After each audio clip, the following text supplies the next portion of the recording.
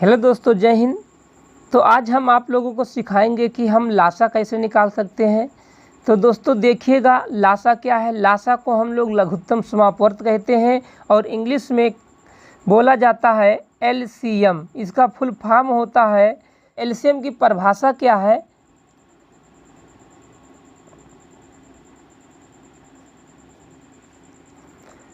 वह छोटी से छोटी संख्या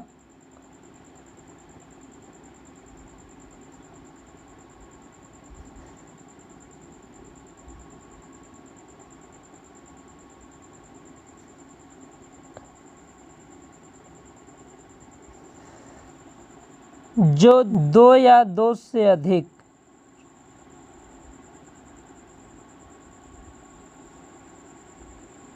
से विभाजित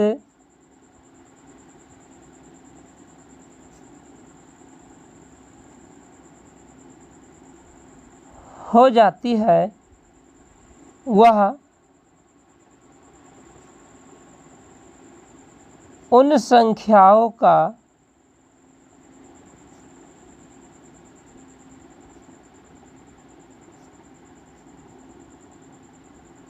लासा कहलाती है।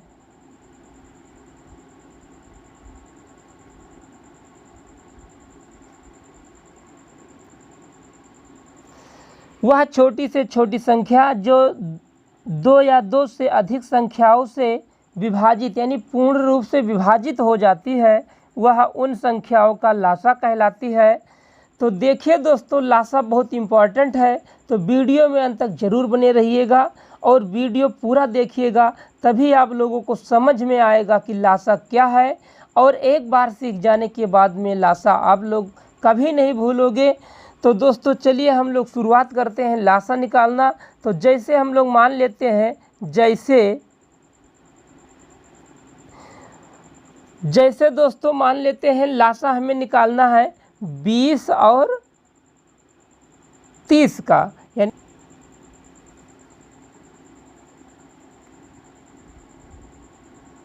इसका हमें निकालना है लासा। तो लासा निकालने की दोस्तों दो विधियां हैं। पहला विधि है गुणनखंड विधि,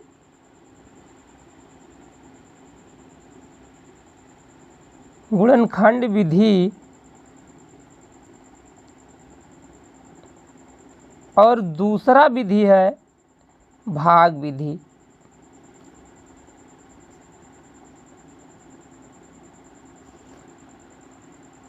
तो दोस्तों हम इन दो विधियों से लासा निकाल सकते हैं।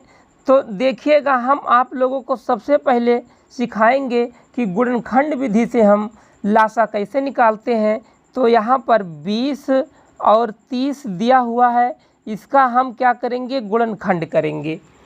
अब गुणनखंड देखिए करते हैं, तो 20 का गुणनखंड करेंगे तो 2 गुणे 5, 2 दूनी 4, 5 20। और 30 का गुणनखंड करते हैं तो 2 गुणे 3 गुणे 5 होगा।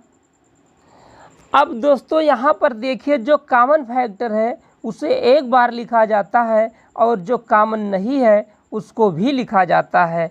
तो यहाँ पर लासा जो हमारा निकलेगा, लासा क्या बनेगा,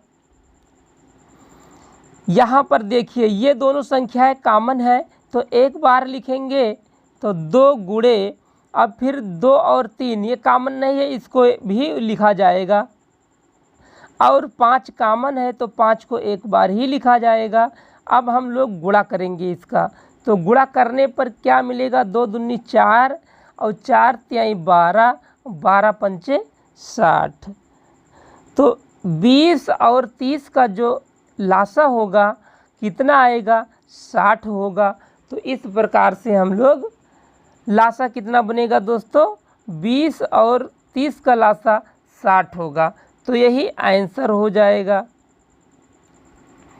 अब जैसे हम और कुछ यहाँ पर संख्याएं लिखते हैं, तो देखिएगा हमें निकालना है 35 और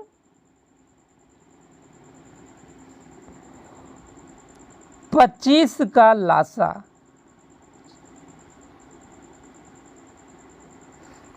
35 और 25 का हमें लासा निकालना है दोस्तों। तो हम लासा कैसे निकालेंगे देखिएगा, हम लोग सीख रहे हैं गुणनखंड विधि से, तो इनका गुणनखंड करेंगे। तो 35 और 25, अब इसका हम गुणनखंड करते हैं। तब देखिए यहाँ पर लिखेंगे 5 गुणे 7, इसका गुणनखंड क्या होगा, 5 गुणे 7 होगा। और यहाँ पर 25 का गुणनखंड करेंगे तो 5 गुणे 5 होगा। अब हमको यहाँ पर लासा इसका लिखना है। इन दोनों का जो लासा आएगा, लासा क्या बनेगा देखिएगा, लासा। अब दोस्तों जो संख्या कॉमन है उसको एक बार लिखते हैं। तो 5, ये 5 और ये 5 दोनों कॉमन है, यानी दोनों में है, तो एक बार लिखेंगे। और गुणे जो कॉमन नहीं है उसको भी लिखते हैं। तो 7 और 5 को भी लिखा जाएगा, तो 5 गुणे 7 करेंगे। अब यहाँ पर जब हम लोग गुणा करेंगे तो ये बनेगा 50 25, 25 सत्ते होता है 175।